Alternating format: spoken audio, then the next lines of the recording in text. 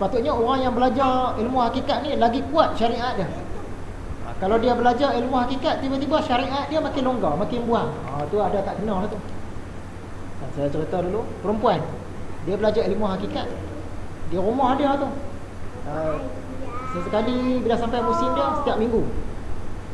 Tapi bila kita lalu depan rumah dia, tengok pakai singlet dengan seluar pendek, jeruh air dekat pokok bunga. Macam mana? Dia dah bawa pekerjaan Tuhan tu kepada apa? Mendedahkan aurat. Tak kena. Patut dia ahli hakikat, dia lagi jaga. Dia terbalik. Ataupun jadi pemalas, malas buat kerja. Di tempat kerja tu kira nak menipu lah, malas buat kerja. Tak boleh lah, sebab dia dah ahli hakikat dah, dia ahli tasawuf dah. Yang ke-11, kita hendaklah faham dan sedar bahawa orang yang ada ilmu ini semestinya lah amal-amal syariatnya semakin kuat. Mereka yang sengaja meninggalkan syariat adalah golongan yang terpesong. Tak payah semayang dah, tak payah zakat dah, tak payah haji dah. Kita nak haji macam mana? Dia kata aku mi'raj. Aku mi'raj sambil berak je. Dia kata Nabi Muhammad kena langit ke-7. Aku sambil berak je aku mi'raj. Tak payah naik haji dah. Tinggi dia tu. Tinggi sambil buang air je. Dia mi'raj lah. Punya hebatnya. Saya teringat ketika Syekh Siti Jenar. Syekh Siti Jenar ni di Indonesia, dia ada bermasalahan sikit dengan Wali Sembilan, Wali Songo. Sebab Syekh Siti Jenar ni dia tak boleh nak kontrol. Yang Wali Sembilan tadi, mereka pun ahli hakikat, tapi mereka boleh kontrol. Yang Syekh Siti Jenar ni dia tak terkontrol, dia asyik duk fana. Jadi timbul fitnah kepada orang lain. Timbul fitnah kepada orang lain. Jadi Sultan Demak panggil dia menghadap ke Demak. Hantarlah 2 orang kot, atau beberapa orang lah, pergi panggil dia. Bagi salam semua. Dia duduk dalam gua. Syekh Siti Jenar, Sultan Demak memanggil Syekh Siti Jenar menghadap ke Demak. Dia dari dalam gua ataupun dari dalam tempat dia. Setengah orang kata dalam gua, setengah orang kata dalam rumah. Tak tahulah yang mana. Dia pun jawab, Syekh Siti Jenar tidak ada. Yang ada hanya Allah. Macam mana nak pergi? Syekh Siti Jenar tidak ada di sini. Yang ada hanya Allah. Betul lah dia cakap tu. Dan segi hakikat kan. Yang 2 orang ni macam mana nak panggil? Syekh Siti Jenar tak ada. Nasib baik mereka ni pun bijak juga. Setengah orang kata mereka patah balik ke Demak, setengah orang kata tak patah balik. Mereka 2 orang ni memang bijak. Dia terus lawan mantik lah, cakap mantik. Kalau begitu Allah dipanggil menghadap ke Demak. Dia jawab pula lagi, Allah tidak ada. Yang ada di sini hanya Syekh Siti Jenar. Macam tu pula. Macam mana nak panggil dia menghadap ke Demak? Sultan perintah semua datang. Kita kata Syekh Siti Jenar diperintahkan menghadap ke Demak. Dia kata yang ada hanya Allah. Syekh Siti Jenar tidak ada. Tak boleh nak panggil dia. Dia kata okey, Allah dijemput, diperintahkan menghadap ke Demak. Allah tidak ada. Yang ada Syekh Siti Jenar. Tak boleh nak panggil. Dia pun bijak. Dia kata macam ni lah. Sekarang Sultan Demak panggil Allah dengan Syekh Siti Jenar sekali. Datang menghadap ke Demak. Dia pun tak boleh balik. Dia menghadap ke Demak. Bila pergi Demak tu lah dia ada orang kata kena bunuh lah apa kan. Banyak versi lah cerita dia tu. Jadi dengan orang hakikat ni pening lah kita. Nak jawab macam mana tu. Jangan satu hari nanti saya mesej Hafiz, InsyaAllah malam ini ada pengajian kitab Ihya. Jika berkelapangan sila datang. Hafiz pun jawab, Hafiz tidak ada. Yang ada hanya Allah. Sudah. Macam mana nak panggil dia mai kuliah ni? Okey, Allah dijemput datang. Allah tidak ada. Yang ada hanya Hafiz. Baik, Allah dan Hafiz dijemput datang. Baru dia mai. Yang ke-12, kita hendaklah sedar dan faham bahawa orang yang ada ilmu hakikat ni, dia mesti iktiraf satu kuasa sahaja. Dari segi hakikat ni, maksud dia satu peraturan sahaja, satu undang-undang sahaja. Yang ada hanya hukum Tuhan, perintah dia, kuasa dia saja. Tak boleh kita kata yang ni tak sesuai lah, ada yang lain bersesuai. Kalau Allah kata yang tu paling sesuai, yang tu lah.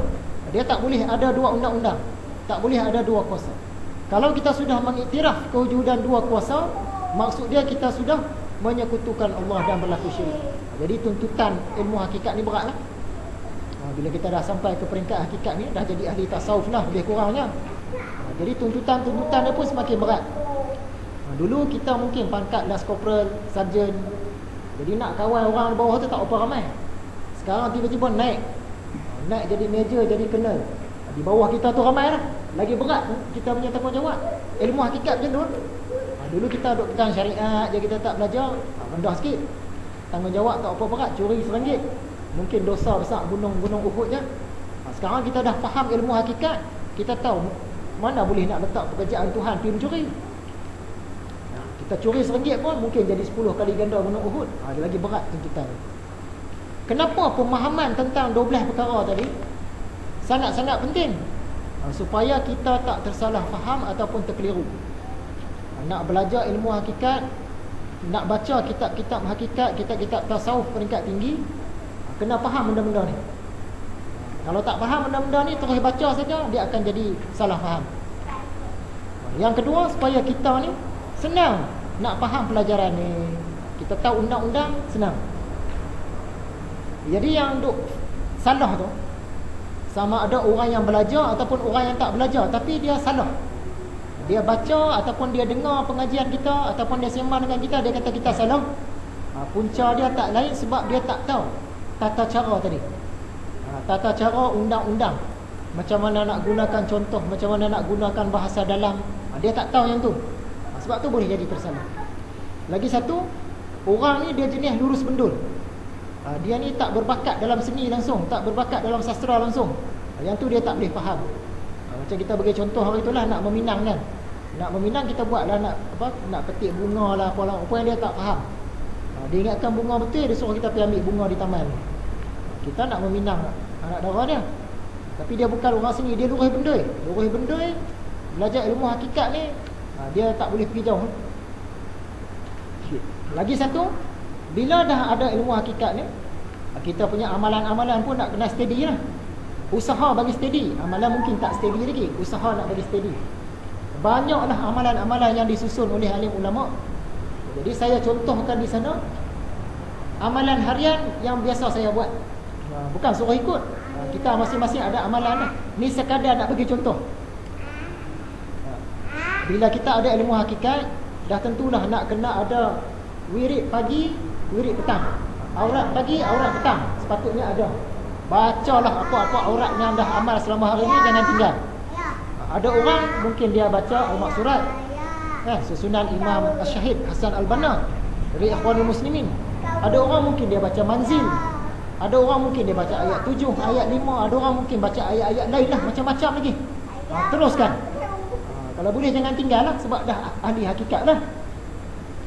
Kalau contoh amalan-amalan saya memang ringkas, seringkas-ringkasnya, dan bersandarkan kepada hadis-hadis Nabi. Kalau bacaan pagi petang tu, yang pertama 2 kalimah syahadah, yang kedua selawat 3 kali, yang ketiga istighfar 3 kali, yang keempat bismillahirrahmanirrahim sampailah ke akhir 3 kali, yang kelima la haula wala quwwata illa, yang keenam al-Fatihah, yang ketujuh ayat kursi, yang ke-8 surah Al-Ikhlas 3 kali, yang ke-9 surah Al-Falaq 3 kali, yang ke-10 surah An-Nas 3 kali. Inilah 10 bacaan asas yang sebut ikhtiar muslim tu, sebab hari tu pernah aktif sekejap dalam perubatan Islam. Lah ni tak aktif lah. Masa aktif tu ni lah 10 bacaan asas. Bacaan-bacaan yang lain tu bergantung kepada kehendak kita. Sakit perut ke, nak mengubat orang ke, nak berlawan ke, apa ke, lain-lain bacaan. Yang ni bacaan yang asas. Saya baca pagi 1 set, petang 1 set. Pagi selepas subuh dengan duha, antara tu lah yang sebaik-baiknya. Baca masa bila pun tak apa. Kalau petang, antara asar dengan maghrib. Jadi ada wirid pagi, ada wirid petang. Memang Nabi suruh pun, dan semua ni pun ada sandarannya. Bukan yang tak ada sandaran, ada hadis-hadisnya. Jadi tak kira apa bacaan kita, mau ada amalan pagi, amalan petang, macam-macam bacaan ada, boleh pakai.